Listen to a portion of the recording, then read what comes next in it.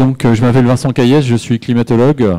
Jusque 2011, j'étais en poste à Météo France. Enfin, je suis toujours d'ailleurs rattaché à Météo France, mais j'ai été mis à disposition puis détaché dans le réseau des chambres d'agriculture, donc depuis ce temps-là. Et je m'occupe essentiellement donc de projets d'adaptation de l'agriculture au changement climatique, et en particulier le projet AP3C sur le Massif central. Donc, je vais vous parler donc de ce projet AP3C et en introduction, enfin quelques minutes de méthode, parce qu'en fait, on ne raconte pas précisément ce qui est raconté habituellement et je vais vous expliquer pourquoi. Donc, quelques mots sur le projet AP3C. Le projet AP3C, donc, c'est pas que du climat. Alors certes, il y a une approche climatique et c'est pour ça que je suis là, c'est pour ça que j'ai été recruté donc, dans le réseau des chambres d'agriculture du Massif central qui s'appelle le CIDAM. C'est pour effectuer donc des projections climatiques à l'horizon 2050. Une fois qu'on a fait ces projections, on les intègre dans des indicateurs agroclimatiques. Alors c'est toujours du climat, mais ça parle plus aux agriculteurs. Donc c'est quel impact du changement climatique sur telle et telle partie donc, de l'agriculture, enfin telle ou telle parcelle. Quand on regroupe des parcelles, on arrive à l'approche système, le système d'exploitation, l'exploitation, la ferme si vous préférez. Et ensuite, donc, il y a deux regroupements possibles. Soit vous regroupez donc, ces exploitations par géographiquement, donc c'est l'approche territoriale, et c'est essentiellement ça que je vous montrerai aujourd'hui avec des cartes. Et puis enfin, donc, on peut aussi les regrouper par exploitation du même type, et là on a l'approche filière. Donc on est parti pour du climat, avec une distinction à faire entre les projections qui sont habituellement mises à disposition. Je pense qu'il y a un certain nombre d'entre vous, dans le cadre de vos études ou des enseignants, etc., qui vont aller regarder donc, le site qui s'appelle DRIAS, les futurs du climat. C'est ce qui est le plus courant pour récupérer donc, des projections climatiques en France. Et il se trouve qu'encore actuellement, ce genre de projection, c'est le résultat donc, de modèles de physique de recherche qui cherchent à déterminer de mieux en mieux le pourquoi du changement climatique, c'est-à-dire à détailler les mécanismes, mais qui ne sont pas prévus basiquement pour décrire des trajectoires telles qu'elles sont réellement en train de se produire. Et bien, c'est exactement le contraire donc, dans le cadre du projet AP3C, où moi, ce que j'ai mis au point, c'est un outil de description de trajectoire par rapport à ce qui s'est réellement engagé. Comme c'est un outil statistique qui est plus léger que les modèles de physique du climat, on a pu faire de très nombreuses projections, ce qui permet donc d'avoir des probabilités assez robustes, y compris sur des événements relativement rares, même si notre propos, nous, ce n'est pas les extrêmes. La cartographie, on a donc une cartographie aussi innovante sur la prise en compte donc, des configurations de relief, ce qui nous a permis de descendre au pixel de 500 mètres sur ces projections, ce qui permet de déterminer, on va dire, ferme par ferme, de quelle manière ça va évoluer. Parfois, c'est différent à quelques kilomètres d'écart. Et puis, le plus important, donc je l'ai souligné en bas, c'est donc le fait que avec donc ces projections donc, du projet AP3C, les trajectoires telles qu'on vous les décrit vers le futur, elles sont compatibles avec les trajectoires telles qu'elles sont engagées sur le terrain. Et encore actuellement, hélas, c'est une exclusivité et c'est la raison pour laquelle on a fait ces projections.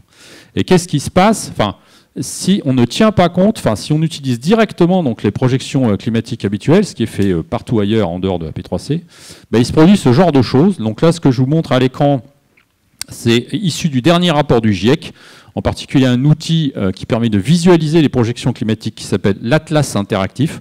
Je vous ai mis donc l'adresse si vous voulez aller voir. J'ai choisi donc de vous représenter entre le proche passé et le proche futur sur les projections, donc l'évolution de la température, température printanière, sous-entendu la moyenne des températures de l'après-midi. Voilà comment c'est projeté donc, dans un scénario moyennement émetteur de gaz à effet de serre, mais comme l'échéance n'est pas très éloignée, même si on change le scénario, ça ne change pas grand-chose, on va dire, dans les trajectoires. Voilà la manière dont ça évolue, 1,5 à 1,6 degrés en 55 ans. Et sur votre droite, vous avez donc la manière dont ça évolue en réalité, donc sur une période de 35 ans observée, sur la même interface, ça va 3 à 4 fois plus vite. Donc le changement climatique, pour cet élément, pour ce paramètre qui est très impactant pour le redémarrage de végétation, pour la production agricole, hélas, ça va sensiblement plus vite que ce qui est projeté. Et c'est la raison pour laquelle nous, on a utilisé donc, les trajectoires telles qu'elles se produisent réellement sur le terrain. Alors vous allez me dire, mais si on dit ce genre de choses, est-ce que par hasard, on ne s'exclut pas justement des plus 4 degrés dont Marie-Hélène Moinet vous a parlé en introduction? En fait, non. Alors, les plus 4 degrés en 2100, comment ça s'appelle? Donc, ce qui a été promulgué, on va dire, il y a de ça 1 an par le ministère de la Transition écologique, ça s'appelle la trajectoire de réchauffement de référence pour l'adaptation au changement climatique. Autrement dit, TRAC, qui veut dire chemin en anglais. Alors, effectivement, donc nous respectons les conditions techniques requises. En premier lieu, donc, les plus 4 degrés. Alors, attention, plus 4 degrés, c'est, faut préciser derrière, c'est en moyenne France entière. C'est sur le paramètre température moyenne annuelle, c'est à l'échéance 2100 et c'est par rapport à une période donc pré-industrielle ou début d'industrialisation, mais quand on avait déjà des observations météorologiques, 1850-1900. Alors il se trouve que ça, c'est plus 4 degrés en 2100, ça correspond très précisément à la poursuite de la tendance réellement engagée depuis environ 1980, et c'est ce que nous utilisons dans le cadre de la P3C, la poursuite de la tendance engagée donc, depuis 1980. Une condition supplémentaire, c'est la prise en compte d'un scénario d'émissions de gaz à effet de serre entre moyen et fort, c'est-à-dire exclut les scénarios très faiblement émetteurs de gaz à effet de serre, exclut également le scénario maximal d'émissions de gaz à effet de serre.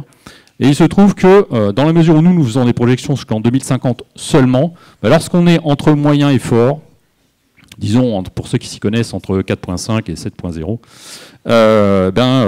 comment dire, il n'y a pas de divergence, il y a l'ensemble donc, des trajectoires d'ici à 2050 sont confondues donc d'un point de vue climatique à cause de l'inertie donc de la machine atmosphérique. Et c'est aussi la poursuite de la tendance engagée. Et puis enfin, il faut utiliser une moyenne multimodèle, parce que si on utilise un modèle en particulier, il peut y avoir des fluctuations importantes sur quelques dizaines d'années qui peuvent fausser, on va dire, la compréhension enfin, ou le suivi des trajectoires climatiques. Et c'est effectivement ce que nous utilisons, puisqu'on en fait 10 000. J'ai tenu à rajouter quand même le fait que AP3C respecte d'autres choses qui ne sont pas imposées dans la TRAC, et qu'a priori nous sommes les seuls à respecter. C'est que cette compatibilité entre les tendances réellement engagées et la réalité et les projections, elle se fasse aussi à une échelle territoriale, c'est-à-dire en dessous de national. Et encore plus important peut-être, le fait que cette compatibilité, elle soit également assurée sur les tendances à un pas de temps sous-annuel. C'est-à-dire pas uniquement en moyenne annuelle, pas uniquement en moyenne nationale, mais d'un point de vue territorial et d'un point de vue saisonnier. Et oui, ça, c'est ce que nous respectons dans le cadre du projet AP3C. Alors, il y a un autre acronyme, c'est la TACT, pour ceux qui seraient élus locaux participant à des plans climat-énergie territoriaux. Il y a une proposition de l'ADEME qui est d'utiliser une démarche qui s'appelle la TACT, la trajectoire d'adaptation au changement climatique des territoires.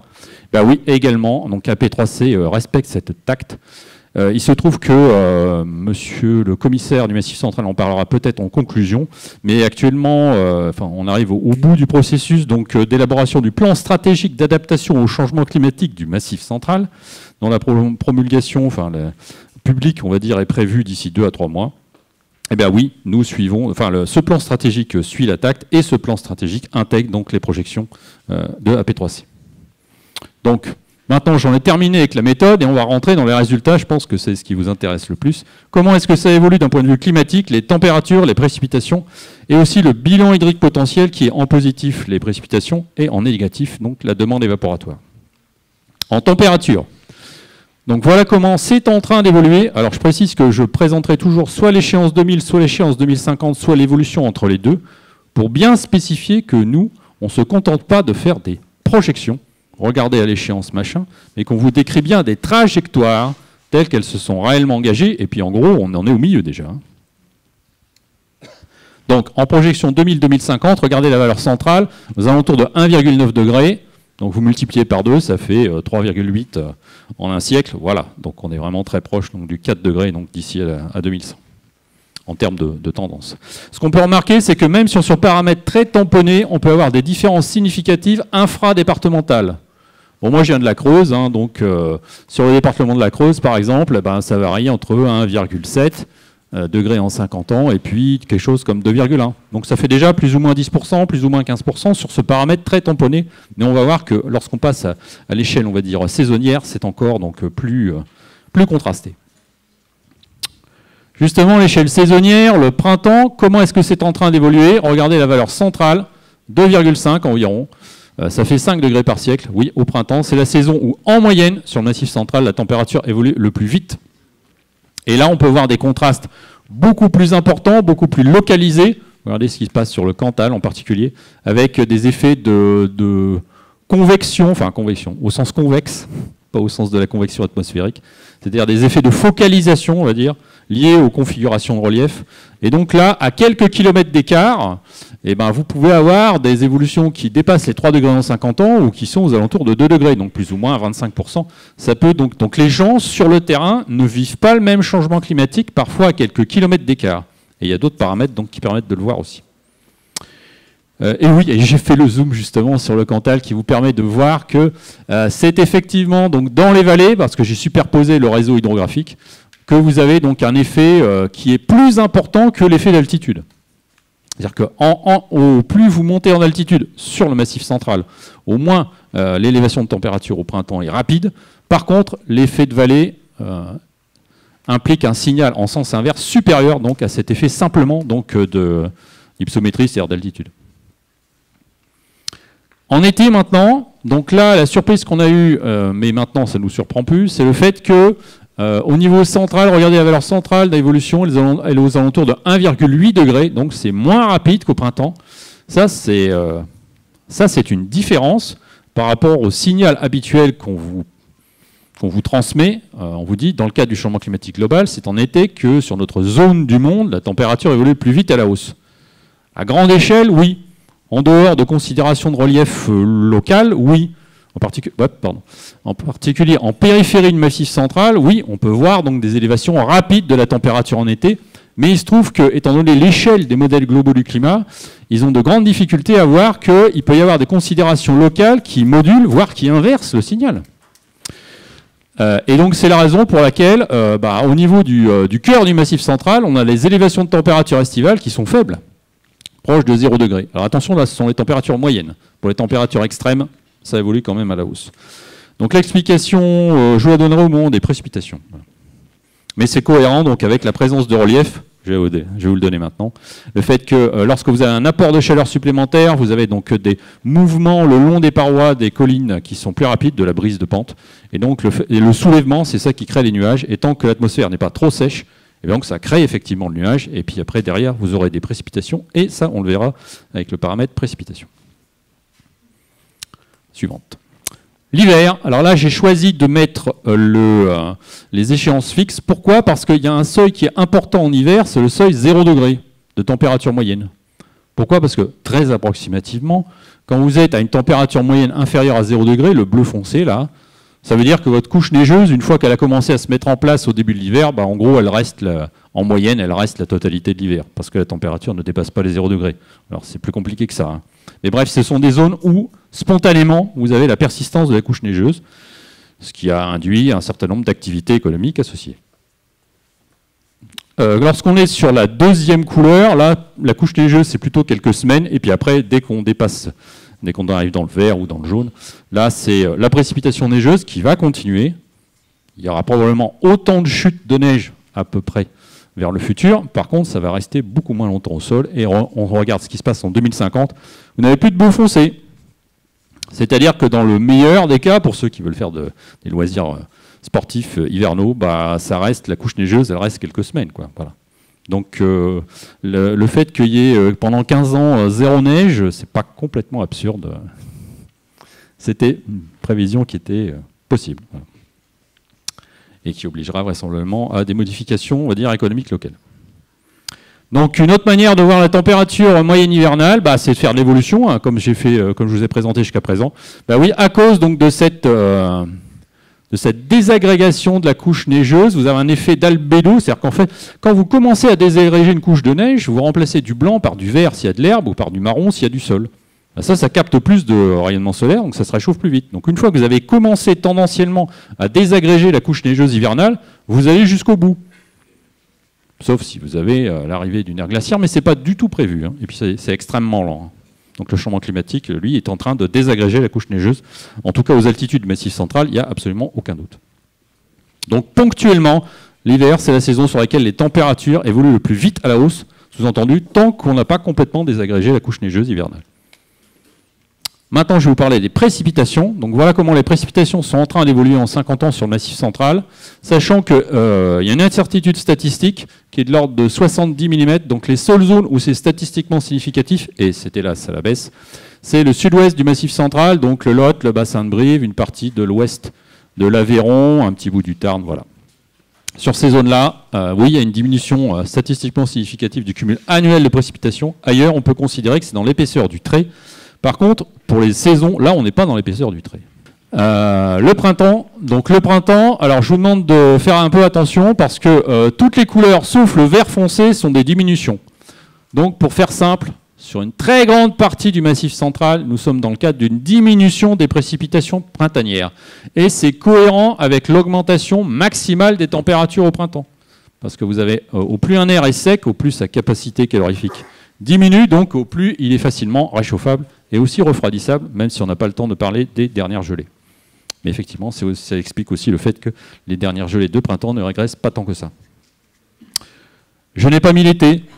Je n'ai pas mis l'été. Donc, je vous le dis verbalement, oui, le fait que les températures évoluent peu en plein cœur du Massif central en été, si je vous avais montré la carte des précipitations estivales, ben vous auriez donc vu une augmentation des précipitations, du cumul estival de précipitations en plein cœur du Massif central, mais avec une dérive aussi vers le nord du Massif central, parce que c'est emmené dans le flux une fois que le nuage se forme.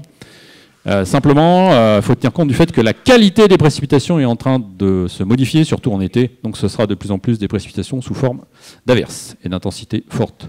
En automne, donc, à l'inverse du printemps, donc, vous avez toutes les couleurs qui sont des augmentations de précipitations, sauf le marron foncé.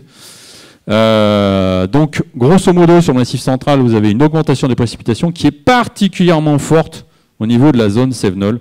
Ça, c'est cohérent avec le signal des modèles physiques du climat, simplement en observation. Donc avec nous, nos trajectoires qui sont compatibles, nos projections qui sont compatibles avec les trajectoires observées, ça va 50 à 100% plus vite. Donc oui, les épisodes Cévenol sont en train de se renforcer très rapidement.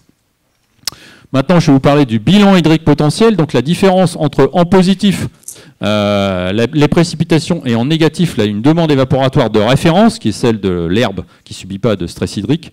Donc, sachant que ce bilan hydrique potentiel, pourquoi est-ce que je vous le montre? Parce que c'est facile à calculer et puis on peut faire des cartes derrière relativement facilement.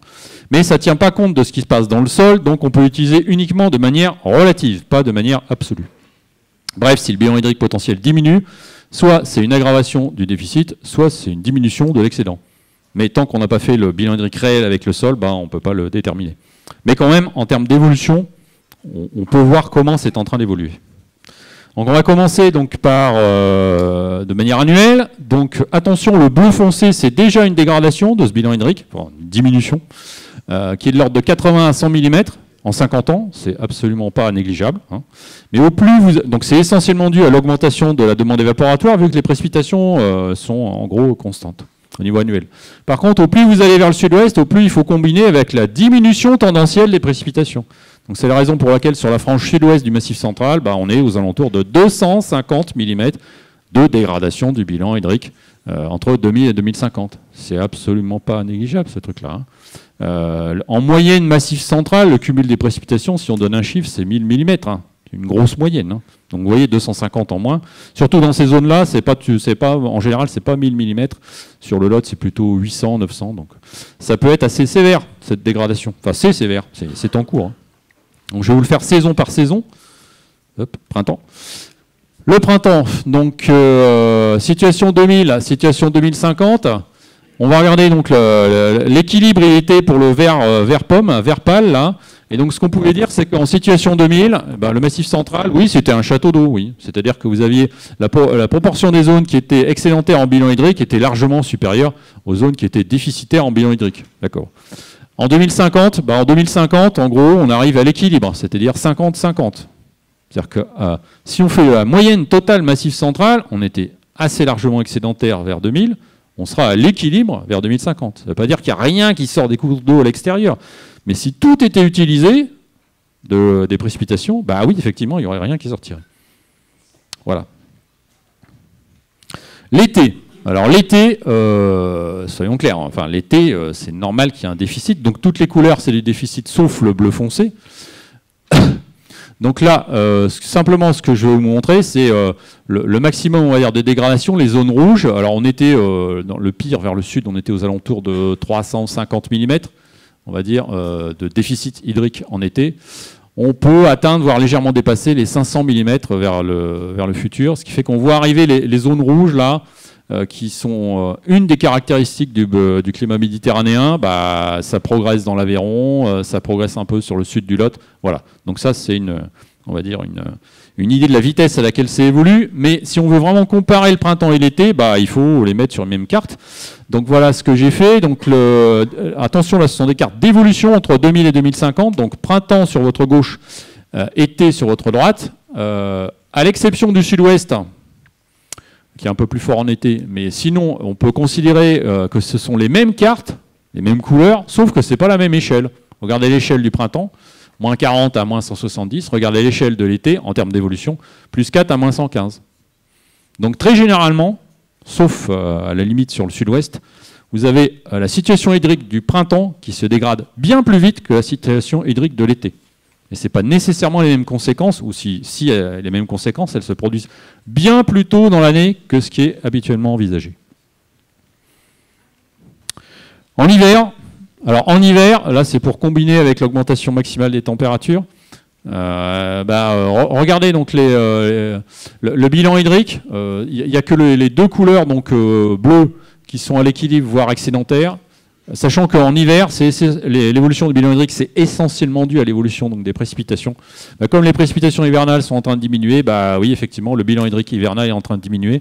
Et vous avez des zones où ça diminue très vite, et ça, c'est à mettre en relation avec toute la problématique de recharge hivernale hydrique des sols, des réserves, qu'elles soient naturelles ou artificielles.